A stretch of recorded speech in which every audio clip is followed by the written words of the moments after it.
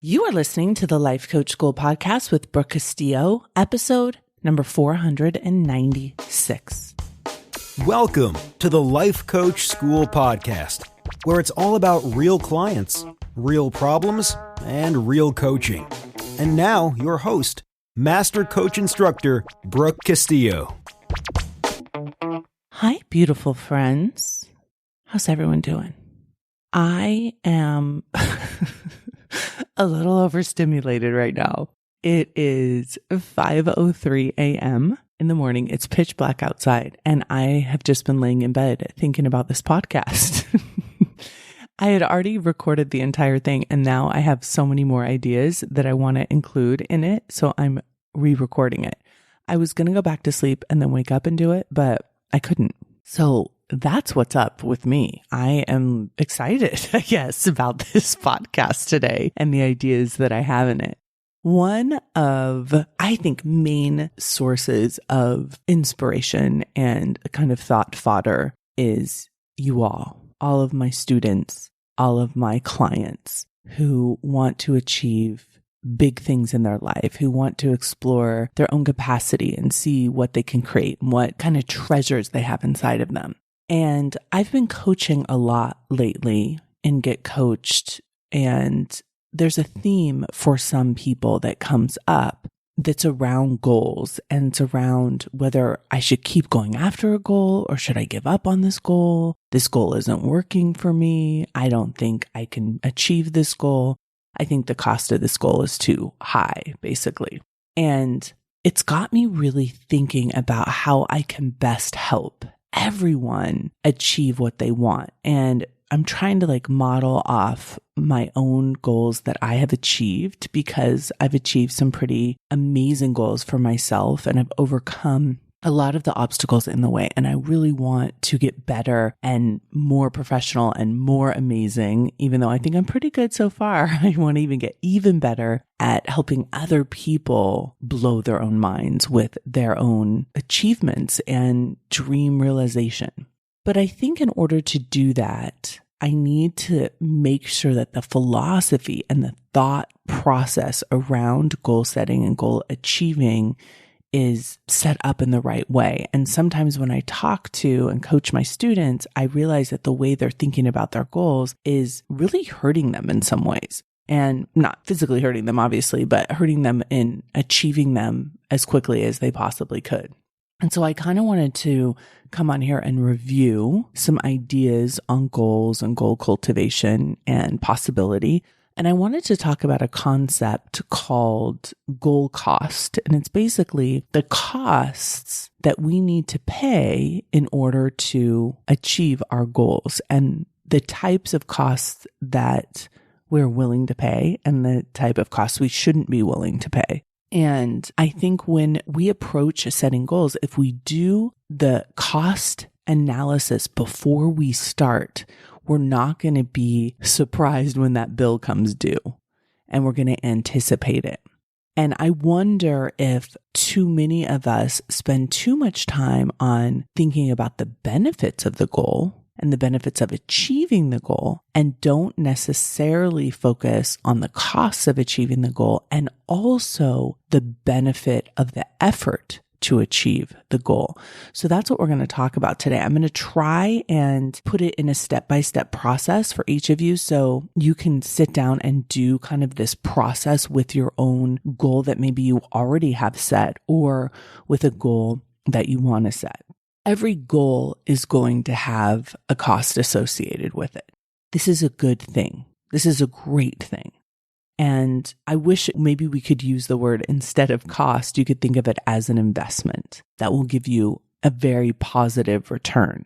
The reason why I think the word cost is powerful here, though, is because I do think sometimes people start their goal without anticipating the cost. And then when they start kind of incurring the cost, they're very surprised and very frustrated by the fact that there is a cost associated with it that they didn't anticipate. And so this will help with that for sure. And you have to remember that the brain, if you think about the motivational triad, the brain doesn't like any cost. It likes to preserve energy, and it likes to focus on comfort and only positive things, right? It wants to stay in the cave and be safe. It wants to survive. And so you have to literally coach your own brain through any costs that you might incur to achieve the goal. And it has to be worth it to you. And so that's why I'm going to show you this process. It's like a cost benefit analysis for your goal.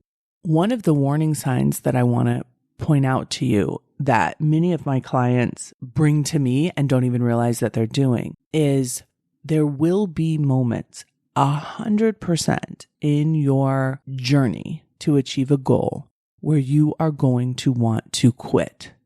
And you have to have a process for deciding whether or not you will quit or not, whether or not it's worth continuing and you want to overcome how you're feeling, or if you legitimately think the cost is too high and you want to stop achieving your goal, you want to go toward another goal, or you want to change your goal.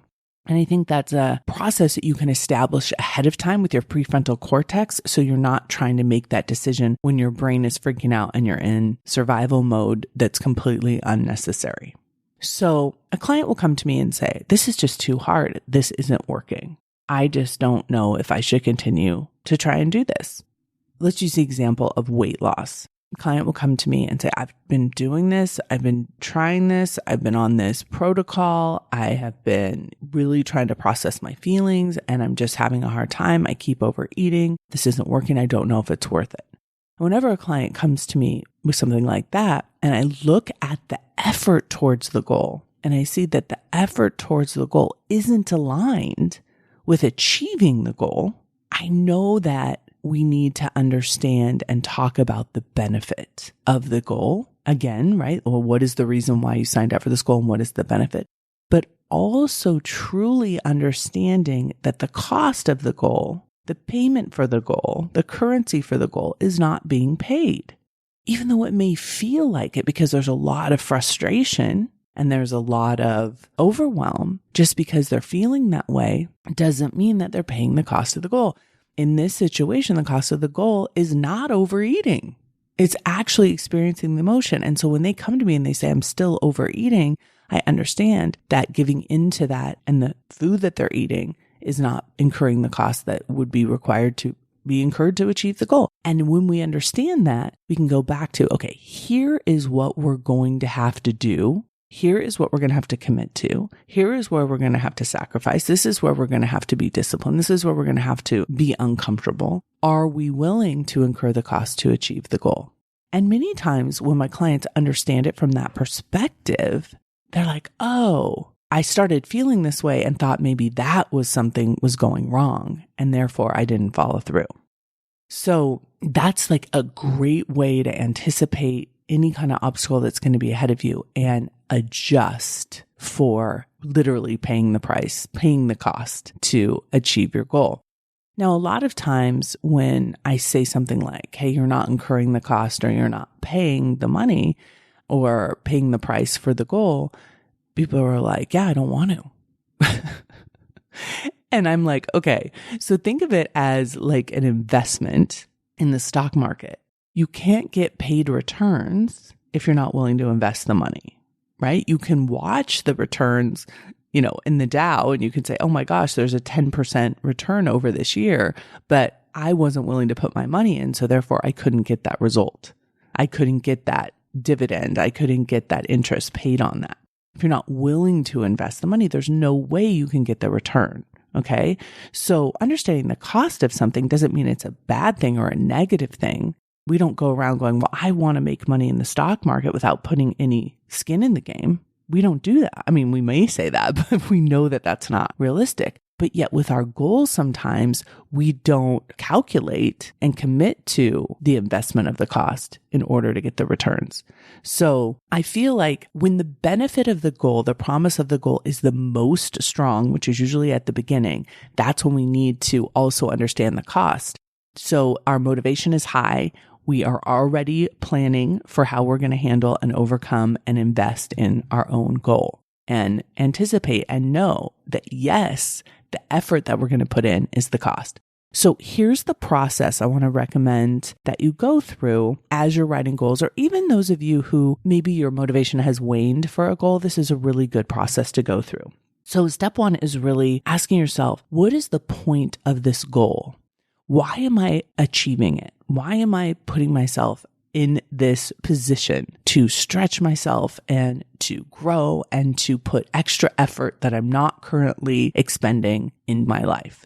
For me, and I know a lot of you have adopted this philosophy, and I think it's a very helpful one. For me, goal setting is not about the end game. It's not about cashing in at the end, because I am very clear, because I've done this with weight loss, I've done this with drinking, I've done this with my business, I've done this with money. I know that it's not better there than here. I know that for sure. In terms of life is always going to be 50-50. I may eliminate a bunch of problems by achieving the goal, but I'm going to have a whole bunch of new ones that I couldn't have anticipated. So my life's still going to be 50-50. But for me, the point of setting big, audacious, impossible goals is I want to grow. I want to expose myself to life. I want to explore my own capacity. I want to live the biggest, most expansive life, most abundant life I possibly can. I want to see the corners of who I am. For me, that is the point of the goal. And I understand that the benefit of that to me is worth the cost. Okay, we'll talk about the cost in a minute, but that is step one. You have to understand what is the point of the goal for you and the bigger meaning that you have for achieving the goal for you personally, the more motivation you're going to have. So if I set a goal to make $100 million, and that's the only reason is I want to spend $100 million, I promise you that is not going to be enough motivation. It's way too shallow. It doesn't have any purpose behind it. And it's way too easy to give up on. Most of us, really, if your goal is just to buy stuff, which is, a lot of times you'll hear me say, I love money. And what I really mean by that is I love money more than I love stuff. I love to be able to play the game of life, to use my mind and my ideas and the value that I create in the world to produce money by using everything that I've learned about my mindset, attraction, abundance, creation. For me, that's what it's about. It's a game. It's the game of life. It's playing with reality, and it's doing impossible things that blow my own mind. That's what my goals are about to me. And so that's what makes it continually be interesting. I don't care about the stuff at all. And most of us actually don't when it really comes down to it. We're not willing to sacrifice anything in terms of effort just for stuff ultimately. So for you, what is your why? What is the point of your goal? And make sure you really understand your motivation behind it and then weigh it against the cost. The second question that you can ask yourself is, what will be the strategic byproducts of attempting this goal? And I really like to use the word attempting the goal, because I think a lot of times we get confused and we say, what are the strategic byproducts of achieving the goal? And while you're on the journey, you want to be having byproducts. You want to be having benefits. You want to be seeing some return on your investment as you're going, because if you have to wait until the very end, it's much more challenging. I'll use another example with investments. So there's many kinds of investments that I do with my money, but one of them is investing in something for a long return, where I'll invest in a building that's being built and that's going to be rented and then eventually sold. Or I'll invest in a business that's going to be built and eventually sold. And in an investment like that, there is no return in the short term. And in fact, it's just constant. They keep asking for more money and you keep having to invest more money. And an investment like that is much more challenging to put my money in and stay committed to than, say, a stock that keeps paying me a dividend, where I'm getting paid constantly as I go through the years in that investment. And so I really want to encourage each of you, when you set a goal, to anticipate what are the strategic byproducts that you are going to create for yourself by attempting, not achieving, attempting and efforting with that goal. So for example, you're going to learn more. You're going to get stronger, maybe. You're going to meet new people. You're going to establish a state of discipline. You're going to understand yourself more, all just by attempting the goal. I will tell you, there are many goals in my life that I have set that I haven't achieved, but I'm so glad that I set the goal. I'm so glad that I had the goal because in attempting it, it led to something amazing. It led to something different. Okay. We don't always have to achieve the goal to experience the incredible benefit from it. I've heard people say to me, well, I set this goal and I didn't achieve it, so it was such a waste.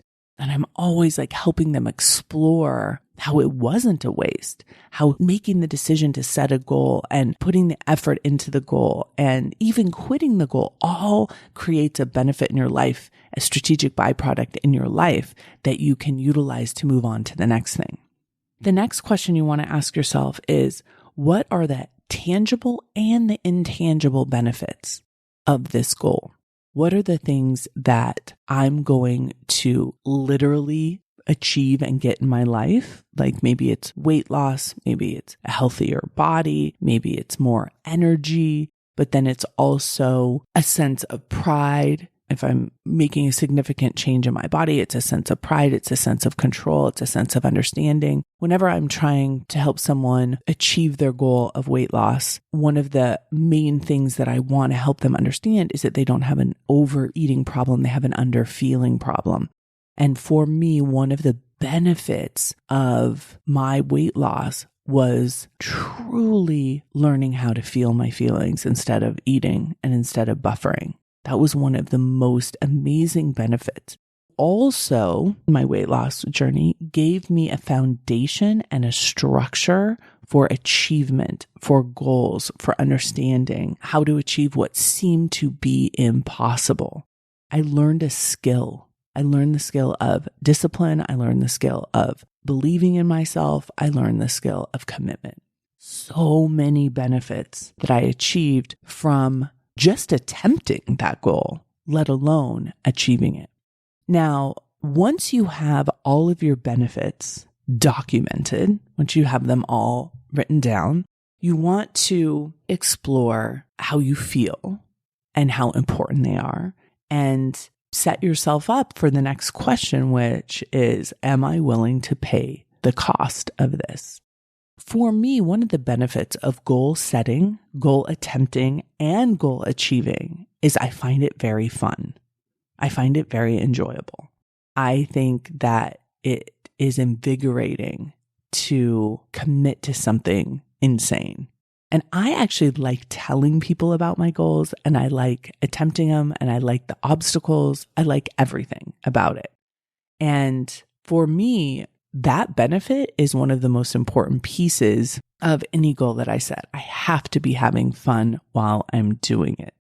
And so when I start exploring the costs, I have to weigh it against, is it going to take away anything that I value in my life? Because there are some costs I'm not willing to pay, but there's a lot of costs that I am willing to pay. And you'll be the same, right? You'll know that I'm willing to pay this cost, but I'm not willing to pay that cost.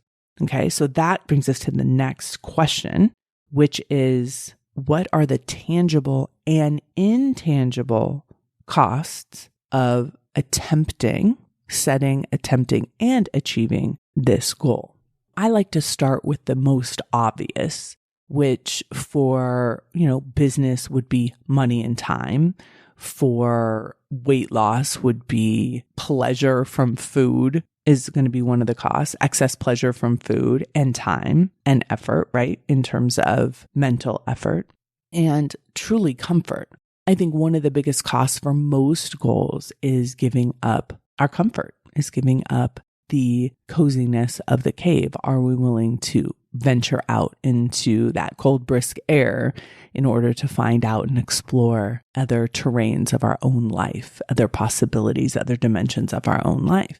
And I think it's important to make that decision ahead of time, because when we don't anticipate that chilly air, we don't anticipate being out there all alone, when we get out there, we're like, whoa, where's all my benefits? Why am I experiencing this right now? I'm going back in the cave. most people do go back in the cave. Most people do not incur the cost of achieving amazing goals and incur even the cost of attempting amazing goals. When I look at the costs, it's like one of the main costs for me of most goals is that I may not achieve it. And I think that is something that is not considered enough. So when you set a goal for yourself, you have to consider the cost of achieving it, but you also have to consider the cost of not achieving it. What is the cost if you don't even set the goal in the first place? What are you costing yourself if you don't attempt it? What are you costing yourself if you don't achieve it? It may be health. It may be a certain body size. It may be a certain amount of money. It may be a certain amount of growth in your own life. So there is a cost to achieving, but there's also a cost to not setting, attempting, or achieving a goal as well. And that is something to consider for sure. For most goals, the costs are going to be significant in terms of mental effort that is going to be required, that wouldn't be required if you didn't set the goal. And the discomfort of growth and anticipating that, and really writing down specifically what that would mean. Some other costs may be, I'm not going to be able to spend as much time with friends. I'm not going to be able to spend as much time surfing the internet and being on social media. I'm not going to be able to spend as much time, in some cases, with my family. I'm not going to be able to vacation as much while I'm attempting this goal. I'm not going to be able to go out to eat as much. I'm not going to be able to lay around as much. I'm not going to be able to eat gummy bears as much. Whatever it is for your goal, knowing ahead of time the sacrifices that you're going to have to make, the effort that you're going to have to put in, what you're going to have to give up in order to achieve that goal. And then once you have these two kind of lists, you have all the benefits and the point of setting the goal in the first place, and then you have the cost, you have to sit there and say, okay, is this worth the cost? You want to look at the cost and know, if I pay this price, will I get the benefits of attempting the goal? And look at it in terms of attempting, right? If I attempt this goal by paying all these costs, this isn't even about achieving it, right? Will I get the benefits of attempting it? And if you look at it that way, instead of achieving it, you're going to be able to trick your brain and talk your brain into working towards the goal at your own benefit and not at your own expense. Okay, that is a very important distinction. What costs are you not willing to pay? For me, I am not willing to pay any cost to my values at all to achieve a goal. I'm not willing to pay the cost of my health. So working really long hours, I'm not willing to do it. Not getting sleep, not willing to do it. For me, if there's too much travel or too much kind of public speaking or a lot of extroverted energy that I'm going to have to expend, I'm not willing to do that. I just know that I don't enjoy that. If it's going to cost me having fun in my life, I'm not willing to pay that cost. Now, it doesn't mean that these costs can't be looked at and evaluated and adjusted. We can adjust our activity so we don't have to pay certain costs, so we can still achieve the goal, and that's important. But you need to know, when you look at this cost benefit analysis, if you're willing to pay the price that it's going to require, and that you're being honest about what the costs are to attempt the goal versus not attempting the goal.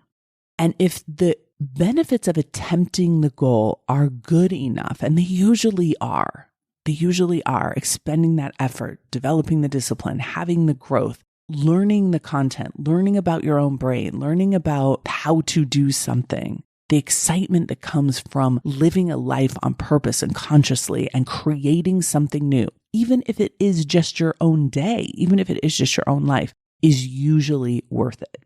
And when you look at it that way, you're not going to constantly be evaluating yourself against whether you've achieved the ultimate goal yet, or even whether you're close to achieving the ultimate goal yet. You're going to evaluate yourself on, am I benefiting from the attempt? And am I truly paying the cost in order to get the benefit? Have I put the effort, the money, the time in order to get a return on my investment? And if the answer is yes, you keep going, regardless of how long it takes and regardless of whether you've achieved the goal or not. And if when you look at that cost benefit analysis and the cost is too high and you are paying the cost, you are putting in the effort, and only you know if you're doing that. Many times when I ask my clients, hey, what have you done really tangibly to achieve this goal? And they're saying, well, I've just been really frustrated and really doubtful and really scared, which feels like effort, but it's not. Have you really taken the steps to pay the cost to make the investment? If the answer is yes, and the cost is just too high, I'm not willing to do this, then that's when you change your goal, when you're being really honest with yourself. But I would say that if you take the time up front, 9 times out of 10, you're going to recommit to paying the cost of attempting the goal so you can get the benefit of attempting the goal. My life is filled with benefits, not from goal achievement, but from goal attempting. And sometimes the price is failure. We are going to fail many, many times along the way to your goal. And that is a cost that you might have to pay along the way.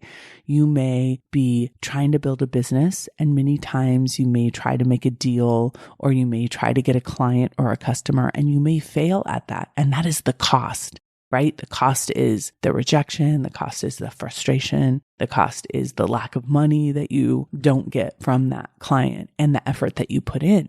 But what is the benefit for having attempted it? What did you learn? What did you feel? What did you overcome in order to just put yourself in that position? Do not underestimate the power of that benefit. That is what you will accumulate. All the benefits you accumulate from your attempt, from failure, from all of that is the ingredient to ultimately achieving your goal. So take your time to do a cost-benefit analysis on your goal and commit to paying the cost of the attempt. I highly encourage you to think about your goals in this way and be very, very careful and deliberate about any kind of consideration of quitting your goal. Do not do it haphazardly. If you're going to consider quitting on any goal, you need to sit down and do this cost-benefit analysis and be super honest with yourself. Do not quit a goal because you feel overwhelmed and frustrated, because that feels like effort. Sit down and ask yourself, have I really given myself the investment that is required? And if not, my friends, let's get to work.